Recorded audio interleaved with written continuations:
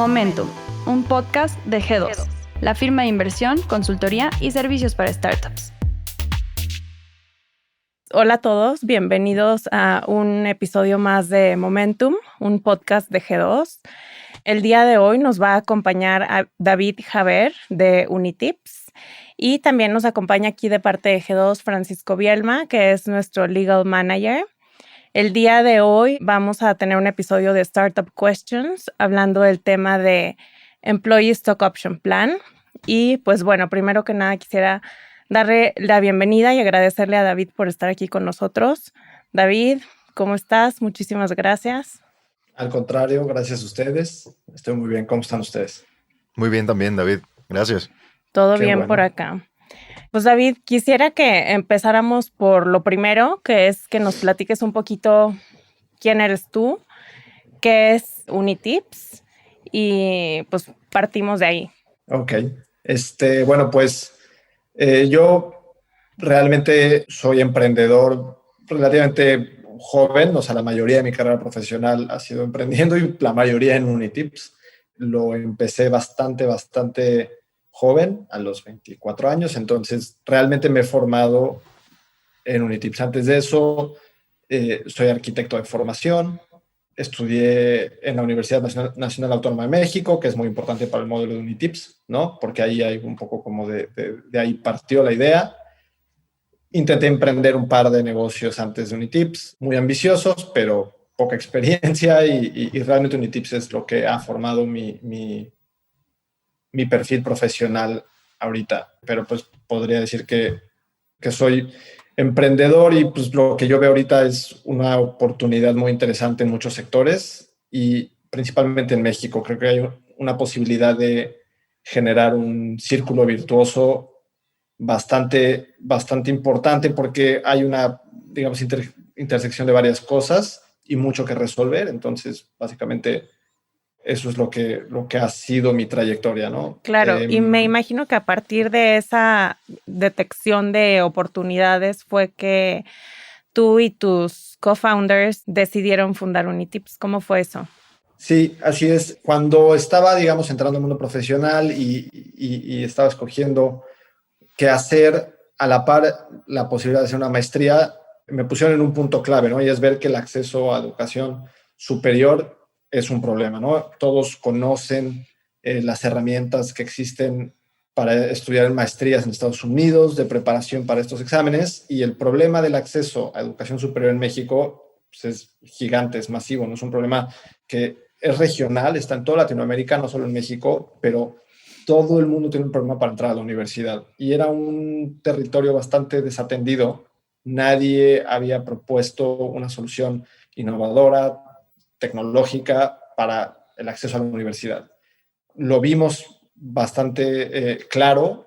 Había modelos por todo el mundo similares. Entonces nosotros lo que hicimos fue construir un test prep para entrar a educación superior en México, moldeado a las condiciones del mercado en México, que en esencia es un mercado de cerca de 1 millón de aspirantes al año, que la gran mayoría quieren entrar a una universidad pública. Pues son muy competidas. Estamos hablando que la UNAM tiene una tasa de admisión cerca del 8%, es ridículamente competitivo.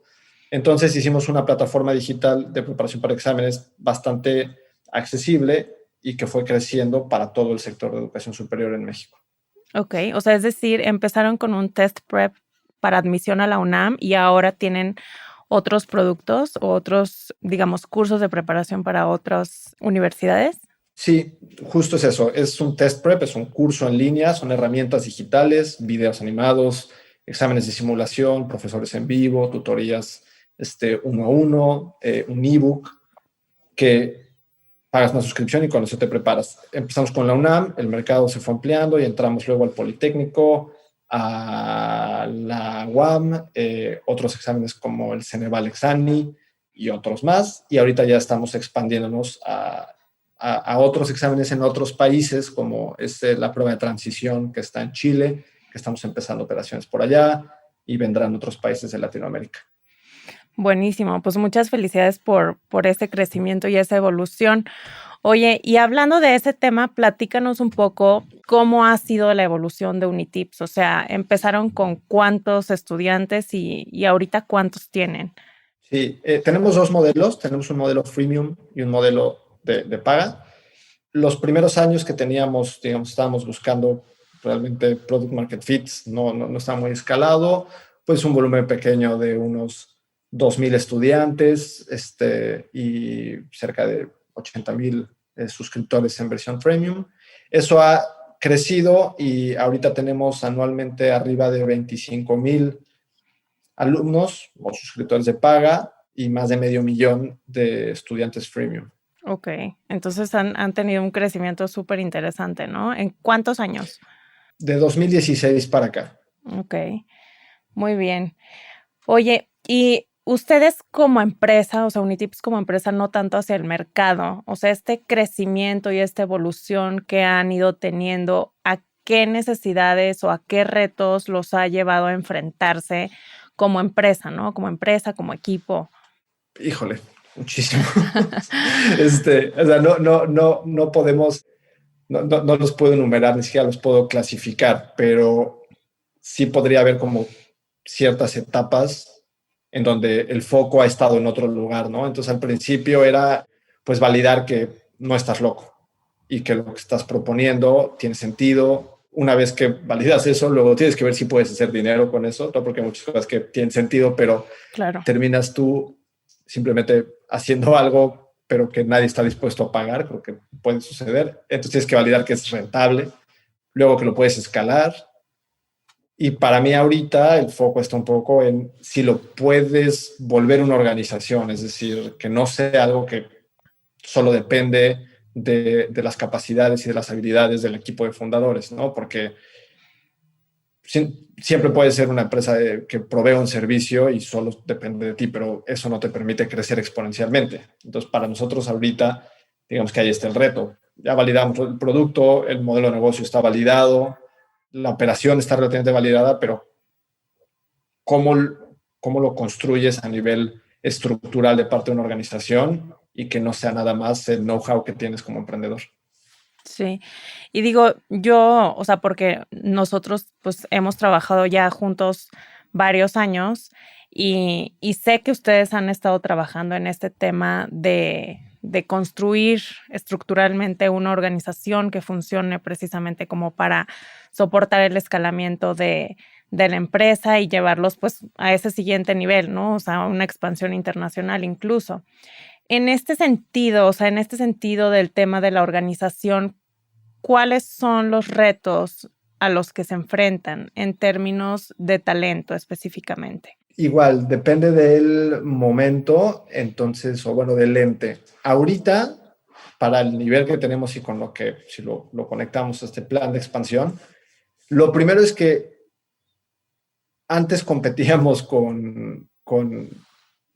para atraer talento clave, era gente que le interesa el mundo startupero y gente que tal vez le interesa el mundo corporativo, ¿no? Y muy fácilmente la gente venía como con ganas de encontrar un espacio de trabajo innovador, que no sea tan rígido, etcétera. Creo que en los últimos 2 años eso ha cambiado bastante porque con el nivel de inversión que está habiendo, con el volumen de esas inversiones, está muy competido el mercado para encontrar el talento que estás buscando. Entonces, nosotros creo que la parte de compensación económica es algo que cualquier empresa pues tiene que revisar, pero tienes que ver más allá para darte cuenta realmente dónde están las cosas que hacen la diferencia, ¿no? Entonces, para nosotros ahorita está en articular una visión con la cual se pueda comprometer más gente, ¿no? Construir una organización que vea más allá, un tema de cultura y en el involucrar a toda esa gente en la misión general de la compañía, que nosotros por eso hemos estado muy interesados en este tema de las stock options, para involucrar a gente en una idea, en un proyecto, de forma práctica, de forma material, más allá de dejarlo en discurso. Pues ese es el mecanismo que nosotros vemos como más viable para resolver eso, ¿no? A final de cuentas, lo que quieres es alinear el propósito de la empresa y tener una compensación competitiva. Claro. ahí están los dos retos. Sí, y o sea, en ese sentido, pues digamos que ustedes llegan a un momento o un punto en su historia o en su evolución en donde necesitan como implementar ciertos mecanismos o ciertos incentivos precisamente para alinear al personal clave que ustedes quieren tener dentro de la empresa y que quieren tener incluso como socios hacia un futuro para que los acompañen, ¿no? Entonces, es por eso que nosotros digamos que quisimos invitar a Unitips porque sabemos que están precisamente en esa etapa en donde un Employee Stock Option Plan, que a posterior me voy a referir como ESOP, que es como es más conocido, se vuelve algo útil para ustedes, ¿cierto? Súper útil, súper útil. Nosotros lo que estamos queriendo construir a final de cuentas es una estructura que tenga bien alineados los intereses, las responsabilidades, y pues eso requiere de muchas cosas, y entre ellas, pues, talento clave para llevar la dirección de la compañía, ¿no? A final de cuentas, cuando empiezas una startup, eres accionista, miembro del board y miembro del equipo directivo, y eso no puede durar toda la vida, pues es lo que nos hemos dado cuenta nosotros. Para que haya realmente los intereses estén donde tienen que estar, no puede ser lo mismo, ¿no? Y al principio sí es. Para ir desmembrando eso, nosotros hemos estado haciendo este proyecto muy de cerca con G2, que, digamos, ha funcionado muy bien. Y sí, la cosa es cómo separas esas partes y cómo mantienes al equipo directivo motivado, enfocado, etcétera, para que tú puedas organizar todo lo demás y la empresa siga creciendo. Ok, entonces digamos que una parte importante para precisamente hacer esa alineación es crear un plan de acciones para empleados. O sea, nosotros lo hicimos de forma reactiva, ¿no? Nosotros fue como, órale, ¿qué necesitamos? Tenemos que involucrar gente y salió la respuesta. Pero yo te cambiaría ahorita un poco como la conversación y te preguntaría a ti, ¿cuándo tiene que ser realmente, o sea, cuándo es el momento ideal desde una perspectiva estratégica para implementar un plan de acciones? Bueno, pues creo que o sea, desde el punto de vista estratégico, cuando digamos que tú te enfrentas a un momento en donde como empresa quieres lograr atraer cierto talento clave o retener talento clave que ya te diste cuenta que tienes dentro de la empresa, pero sabes que tal vez en el mercado, como dices tú, ¿no? Cada vez hay más startups que tienen inversión, que pueden ofrecer condiciones súper competitivas en el mercado y entonces tú sabes que quieres tener a esa persona junto contigo para ejecutar tu visión de largo plazo. Entonces ahí es cuando es un buen momento para crear un plan, ¿no? También algo importante es que, digamos que durante los procesos de levantamiento de capital, típicamente se debe de empezar a pensar en designar algún porcentaje de las acciones para este tipo de planes y no tener que hacerlo, como dices tú, de forma reactiva, ¿no? O sea, una vez que ya tengo armado todo, ya tengo la inversión que necesito y ahora, necesito atraer el talento y, digamos, designar estas acciones. Entonces, probablemente incluso, digo, tú nos podrás decir, legalmente sería más fácil si lo vas haciendo mientras estás en el proceso de levantamiento de capital, ¿cierto? Por supuesto, por supuesto. La idea siempre es ser precavido ante estos contingentes en una compañía, y si tú tienes la posibilidad de prever el establecimiento de las condiciones o de las bases para generar un ESOP el día de mañana, pues siempre va a ser una mejor alternativa que hacerlo sobre la marcha. Entonces, si ustedes como compañía han determinado que tienen esta necesidad al día de hoy y pueden atacarla de inmediato, pues les recomiendo que lo hagan así, de esa manera, porque el día de mañana, como bien dice Isabel, ante un eventual levantamiento de capital puede ser perjudicial frente a los inversionistas. Sí, nosotros ahorita lo vemos en retrospectiva y sí, digamos que han sido años difíciles para encontrar formas para retener ese talento que seguramente hubiera sido distinto si desde un inicio lo hubiéramos tenido establecido y mapeado. Además de que hubieran sido partícipes del crecimiento de la compañía que, digamos, a final de cuentas es la apuesta que se está haciendo, ¿no? Entonces, cuando ves ese valor subir, pues es bastante emocionante y bastante real. Claro. Y ahora, hablando de retener ese talento o atraer ese talento, ¿cuál es ese talento, no? O sea, quiénes son esas personas que quieres atraer y retener típicamente. En el Buena caso de pregunta. Unitips, ¿cuál ha sido Mm. su situación o el caso? Hay dos, porque, digamos, está este perfil que quieres traer cuando estás creciendo, te estás expandiendo, que básicamente lo tienes que convencer de que se sume, ¿no? Pero también hay gente que le ha apostado desde el principio a tu compañía, que es clave ahora y ha sido parte de esa transformación y también necesitas retenerlos si tienen funciones estratégicas. Entonces, para nosotros son la gente que ha trabajado con nosotros y ha logrado, digamos, posicionarse dentro de la compañía como un elemento clave. Hay gente que ha entrado a trabajar a Unitips como, no lo sé, Frontend Junior, que ahora llevan toda la estrategia de SEO y no es lo mismo que cuando entraron y es crítico un puesto como ese. Claro. Entonces están ellos y están la gente que queremos que venga a hacer trabajos ya mucho más estratégicos, llevar dirección de algunas áreas. Hay, son empleados nuevos, pero que el plan de ESOP es parte de su propuesta de trabajo inicial. Correcto. Entonces, típicamente, y esto es algo que también vemos en la industria, o sea, complementando un poco, típicamente el talento que se busca traer es para ciertas posiciones que son clave, probablemente en algunas direcciones de área o algo por el estilo, y también muchas veces en tema como de productos, a ciertos ingenieros de producto y ese tipo de perfiles, por ejemplo, son el tipo de perfiles que se busca atraer, ¿no? O en algunos casos incluso para atraer co-founders que vienen Sí, con un porcentaje tal vez un poco más bajo, pero pero que sabes que van a ser claves para el crecimiento de la empresa. sí, puestos clave yo creo que pueden ser bottom-up o top-down, ¿no? Tú puedes agarrar y decir a una persona, tú tienes esta responsabilidad y de entrada lo va a tener y por lo general vas a buscar a la mejor persona que lo pueda hacer. O bottom-up es alguien que entra y se construye algo que lo vuelve irreemplazable, imprescindible y hay que retenerlo. Los dos se ven en el mismo nivel, ¿no? Y muchas veces lo ideal sería que incluso esa gente sea la que va teniendo otras responsabilidades y sean parte de la dirección. Al final de cuentas, el plan de acciones desde mi perspectiva debería de estar orientado al puesto y al rol, no a la persona. Entonces, si estás cumpliendo esas funciones, pues debería de ser parte.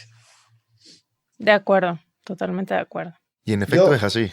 Al final del día, el ESOP está más ligado al puesto, al desempeño de ese puesto dentro de la organización que a la persona en sí misma. Eso ya, bueno, lo vamos a ir checando más adelante, pero al final de cuentas, lo que le interesa a la organización es que la persona que se encargue en ese momento del puesto de todo de sí para que la compañía crezca. Entonces, al final de cuentas, la política de aplicar un plan de este estilo frente a los trabajadores les va a funcionar a ustedes a la perfección para lograr el objetivo de hacer crecer su estructura organizacional de manera exponencial el día de mañana. oye, yo aprovecho, Francisco, para hacerte una pregunta que es justo, por ejemplo, la que tenemos en Unitips, que estamos en el meollo del asunto, pero para también, digamos, para enriquecer la conversación. ¿Cómo se debería de implementar ese plan, digamos, de forma ideal? ¿Cómo se ejecuta legalmente y cómo se estructura en la formalidad desde una perspectiva legal? Por supuesto, sí. Bueno, previamente hay algunos factores que deben determinar ustedes como compañía, por ejemplo, el porcentaje de participación dentro de la sociedad que van a destinar a la ejecución del plan, cuál va a ser, digamos, y estos términos vamos a comenzar a tratarlos de acá en adelante porque están muy relacionados con la parte técnica del asunto, el periodo de cliff, que es, digamos, el plazo mínimo que debe mantener esta persona, este directivo dentro de la compañía para acceder al plan de opciones y acciones a los empleados, cuál va a ser el periodo de vesting, bien sea desde un punto de vista temporal o desde un punto de vista material. Y una vez que tengas definidos estos factores, tal y como lo hemos conversado anteriormente, comienzas a ejecutar el plan o la operación en sí misma, ¿de acuerdo? Desde una perspectiva legal, pues en primer lugar tienes que determinar si la estructura corporativa de la startup te permite ejecutar este tipo de planificaciones frente a los trabajadores. No es lo mismo estar constituido, digamos, como una sociedad de responsabilidad limitada o como una sociedad anónima al momento de la ejecución de este tipo de proyectos. Desde mi punto de vista y desde la perspectiva legal, una sociedad anónima promotora de inversión te da mecanismos idóneos para ejecutar este tipo de proyectos, pues permite restringir uno u otros derechos corporativos, permite convenir ciertos asuntos entre los accionistas, permite incluso que la sociedad adquiera sus acciones en el futuro. Entonces, al establecer cuáles van a ser los parámetros fundamentales del plan y luego la estructura corporativa idónea, ustedes van a poder, por ejemplo, emitir una nueva serie de acciones que esté destinada solamente para este tipo de trabajadores. Cuáles van a ser los derechos que van a gozar estas acciones durante la permanencia en la compañía de los trabajadores, cuáles van a ser las opciones que estos van a tener para salir de la compañía o para que la compañía recompre las acciones ante la eventual salida de ellos y otros asuntos relacionados. Entonces, una vez que ustedes hayan definido la estructura corporativa, los factores base y hayan comenzado a implementar el plan, pues sencillamente no les va a quedar de otra que redactar los contratos correspondientes con cada uno de los trabajadores, firmarlos y así de sencillo comienza a producirse el ESOP en la compañía. No les va a quedar de otra más que hacer los contratos. O sea, así es. Digamos que no hay forma de saltarse esa parte, digamos, de formalización legal de los contratos, ¿cierto? O sea, como que es algo que es indispensable para que a futuro no vaya a tener ninguna repercusión para la empresa. En efecto, desde mi punto de vista siempre debe constar por escrito este asunto porque son temas más o menos delicados, ¿de acuerdo? Entonces, al final del día, tenerlos por escrito y formalizados de forma correcta les va a permitir a ustedes disminuir contingentes que suelen producirse al momento en el que las compañías se toman este tema a la ligera. Lo ejecutan por cuenta propia sin tener, digamos, una asesoría especializada en el asunto y que si ustedes gustan más adelante podemos checarlo, pero al final del día se traduce en la posibilidad de estar asociados con personas que al final de cuentas han salido de la operación por una u otra razón, que esas personas, a propósito de estar incorporadas en la compañía como consecuencia de un ESOP mal ejecutado, restrinjan ciertas decisiones dentro de la compañía. Por ejemplo, ante una toma de decisiones de un asunto determinado, esas acciones de un plan mal ejecutado van a tomar parte en el voto y voz de la decisión. Entonces eso les va a traer complicaciones a futuro. Como esas, otras tantas implicaciones, pero como les digo, implementarlo de forma ideal siempre va a ser la mejor opción para estos casos. Ok, y si pudieras resumir cuáles son los principales riesgos que hay que tomar en cuenta, o sea, porque los mencionaste como ejemplo, pero no sé si esos son los principales o los estabas nada más enumerando. Sí, los estaba enumerando, pero los principales, como los digo, es en primer lugar, ejecutar un mal ESOP o ejecutar el ESOP de forma inadecuada va a generar la posibilidad de que esas personas que el día de hoy reciben acciones no tengan un mecanismo de salida el día de mañana en lo que respecta a la compañía. Me quiero referir, si es que ustedes le otorgan el día de hoy acciones a un empleado y ese empleado por A o por B razón el día de mañana deja de formar parte de la operación, eso no significa que deje de formar parte de la compañía desde el punto de vista de accionista. Entonces, siendo accionista va a gozar de derechos y obligaciones dentro de la compañía, lo que le va a permitir tomar decisiones, tener voto dentro de las asambleas de accionistas, etc.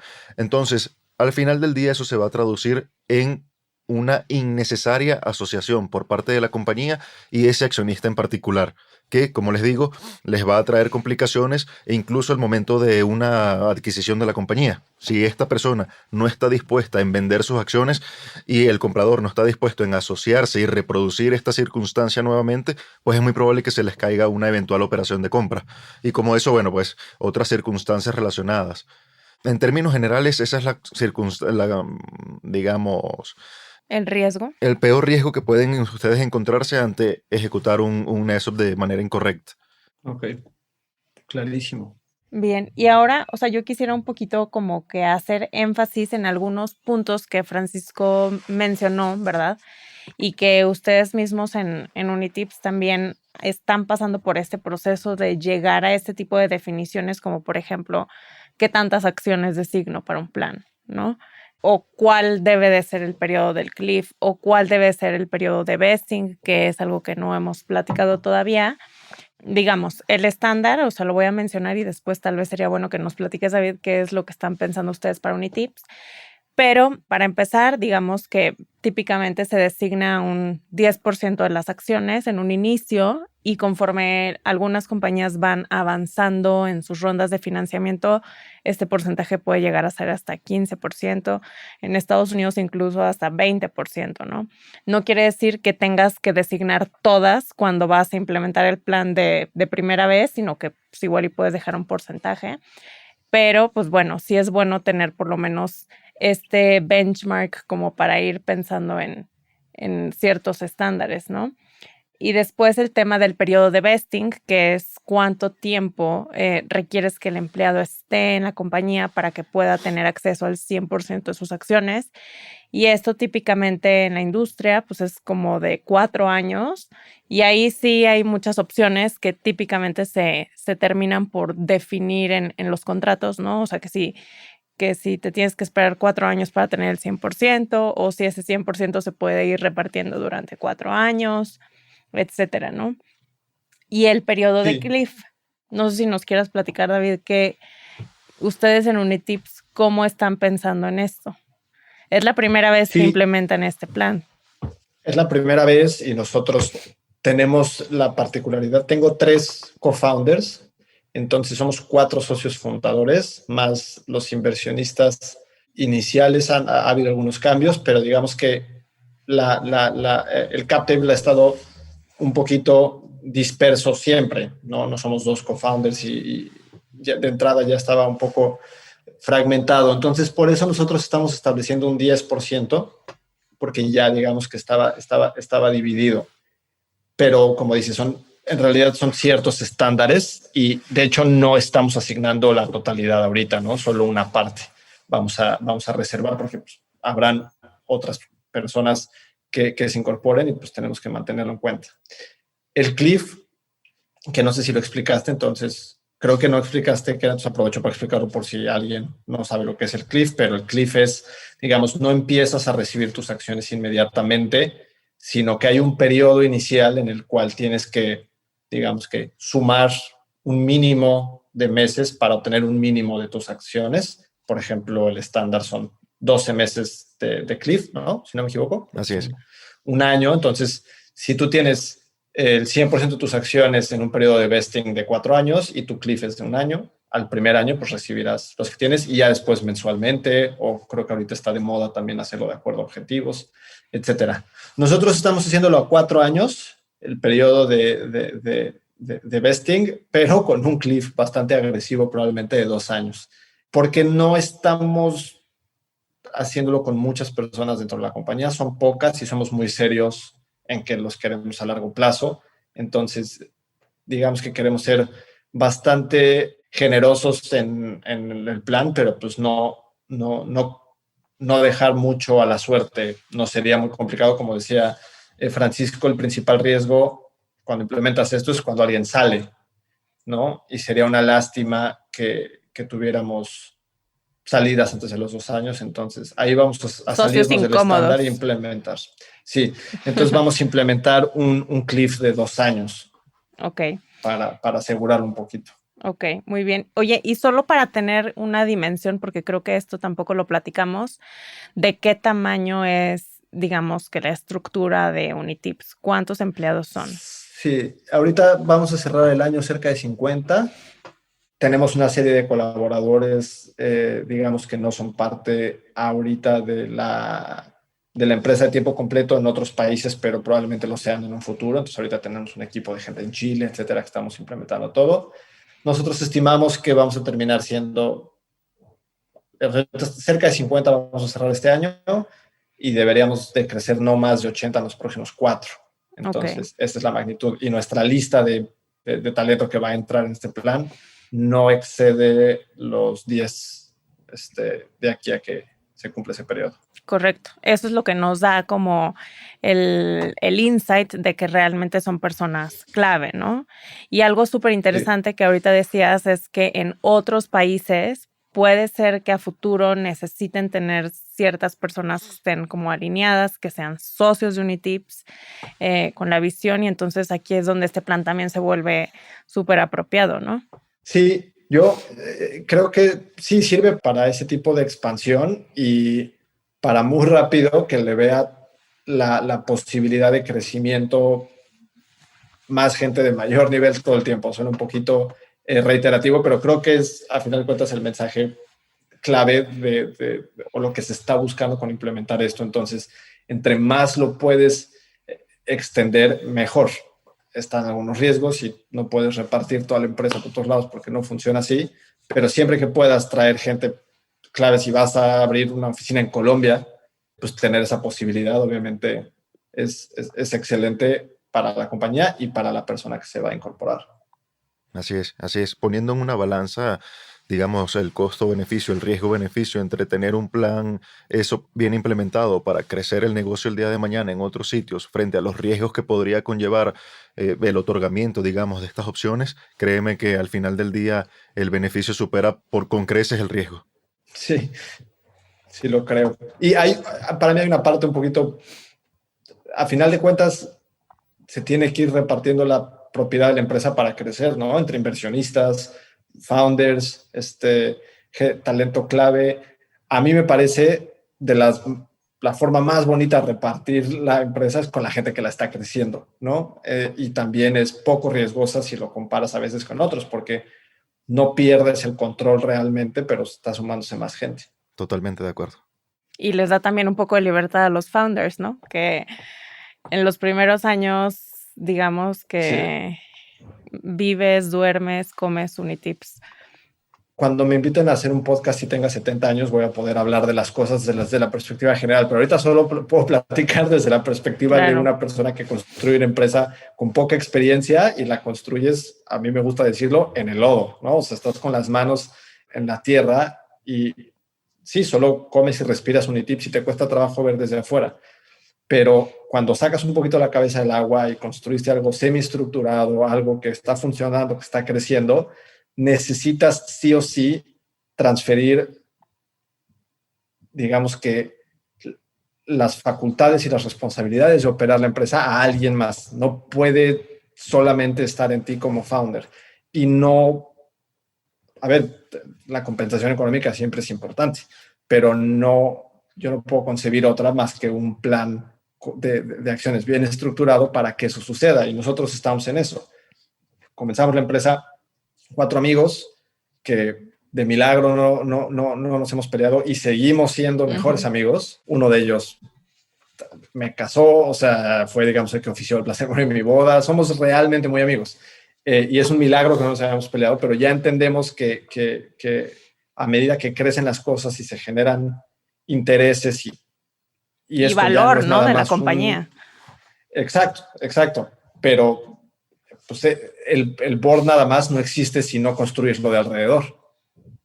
Tienes que tener una buena estructura de asamblea de accionistas, tienes que tener un management team que le responda a ese board, etcétera. Entonces es parte de toda una construcción que cuando vas haciendo una empresa desde cero, como fue el caso de Unitips y muchas, te ayuda a darle un sentido a la estrategia de la empresa. No nada más es de, si le doy el plan de acciones no van a renunciar. No, contribuye a que puedas planear a 5 años, que puedan haber responsabilidades más claras, que puedas medirlas, que estén sujetas algunos bonos a llegar a esos éxitos. Es como parte de toda la construcción estratégica para retener a esta gente, pero para que sepan hacia dónde y para que participen de forma autónoma, para que ellos crezcan la compañía y no nada más estén ahí para realizar labores. Claro, siento que eso es clave y es algo que muchas veces los emprendedores no lo entienden o no lo tienen tan claro, el hecho de que piensan que por haber tenido una gran idea, una gran tecnología y ser 3 founders buenísimos pueden hacer que la compañía se sostenga durante los años. Y creo que ahí la visión que han tenido ustedes de saber que el talento es lo que va a hacer que la compañía realmente pueda crecer y que la compañía realmente pueda alcanzar los objetivos y la visión que tienen.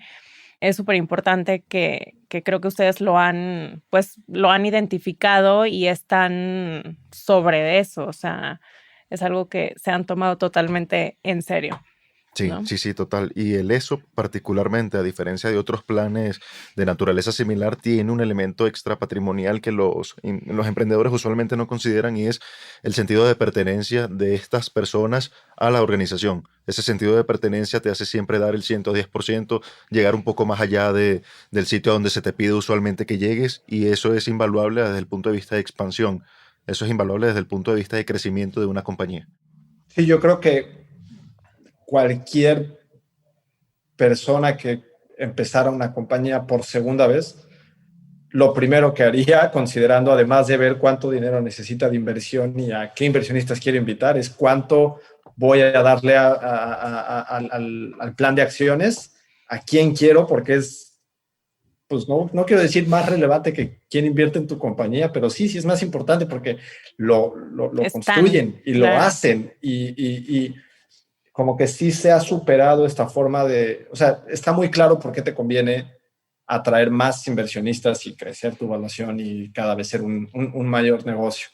Debería de estar igual de claro que te conviene atraer a talento o sea, para la redundancia, talento talentoso y profesional que lo construyan y pues les tienes que dar esa participación. Si de origen lo ves al crear tu modelo de negocio, es muy probable que tengas un gran equipo desde el principio. Si lo ves al revés, si lo ves como, ok, como founder yo acaparo todas estas cosas importantes y no estoy abriendo otros espacios, solito tú después vas a pagar el precio de eso.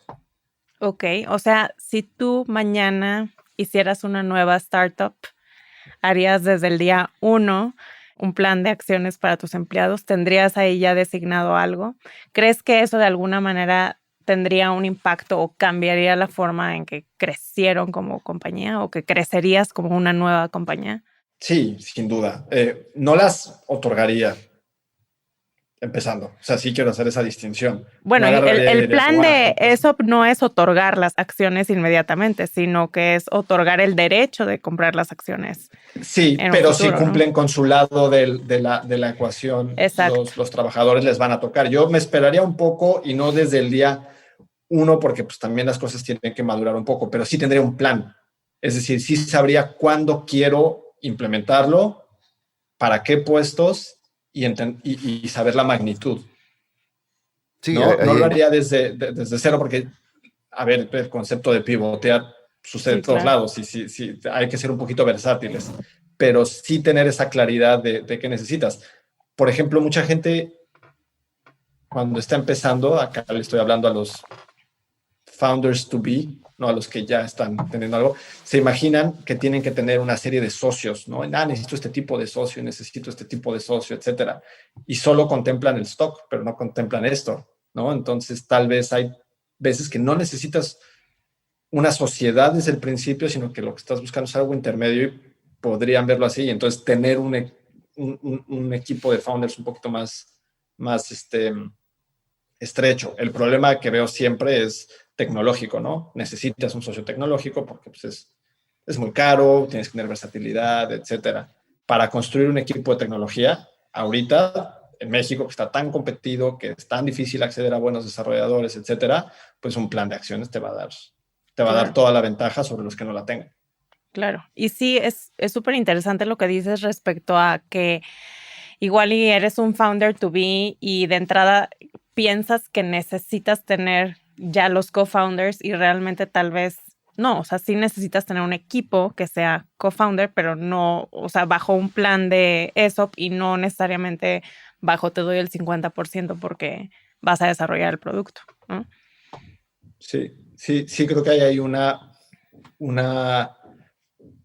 beta inexplorada para la gente que lo está empezando a construir, para imaginarte cómo vas a repartir la empresa de una forma un poquito más sana. Totalmente de acuerdo. Pues David, no sé, o sea, creo que estamos por terminar este episodio. Nos gustaría que nos platiques hacia dónde van, qué esperan o cómo esperan que implementar este plan les ayude y pues un poquito más de hacia dónde crees que va Unitips. Ok, pues nosotros tenemos bastante claro los siguientes 5 años.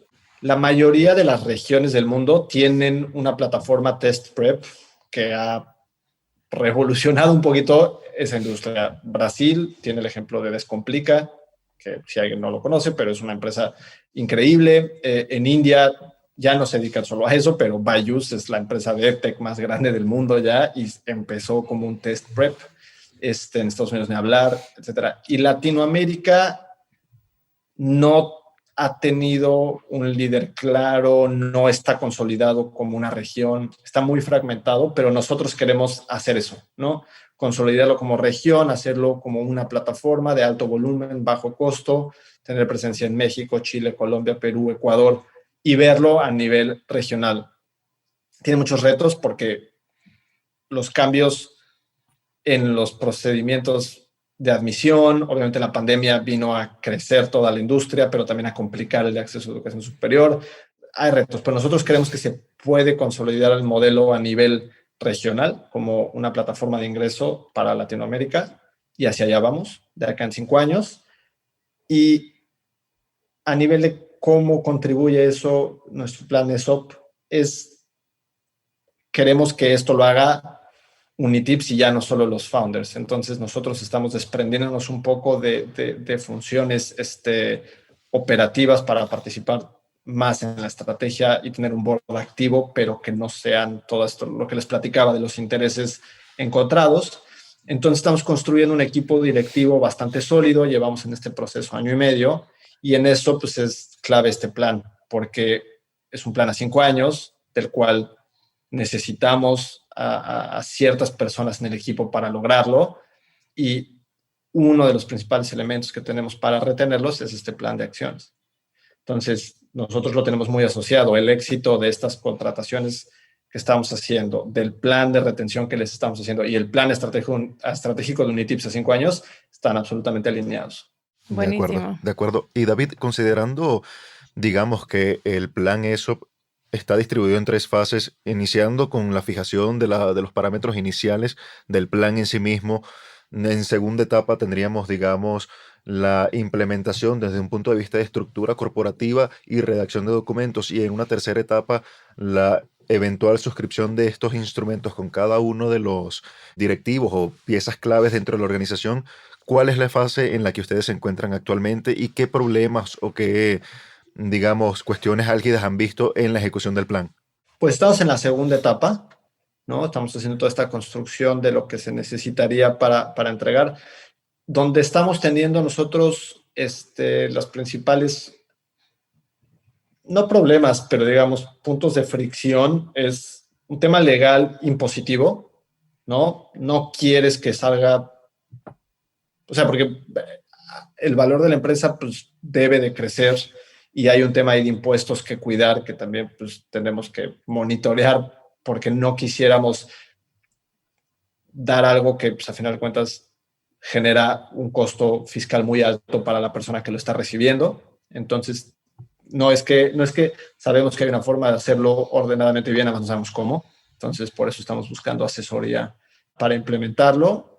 Estamos también teniendo ahí un poquito de tema para ver cómo repartimos entre los distintos candidatos que hay, ver cómo lo hacemos, por qué lo hacemos, cómo lo justificamos, etcétera, que tenga lógica y tenga estructura.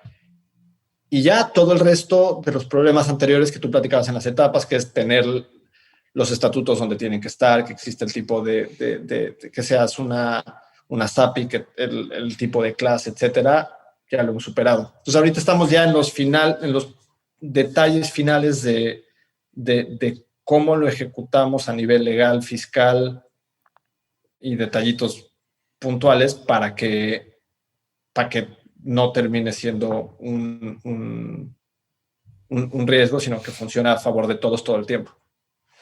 Excelente, excelente. No sé si la respondí a detalle como lo querías, pero justo como es una fricción, no lo tenemos tan claro, ¿no? Ese Sí, es ¿no? el problema.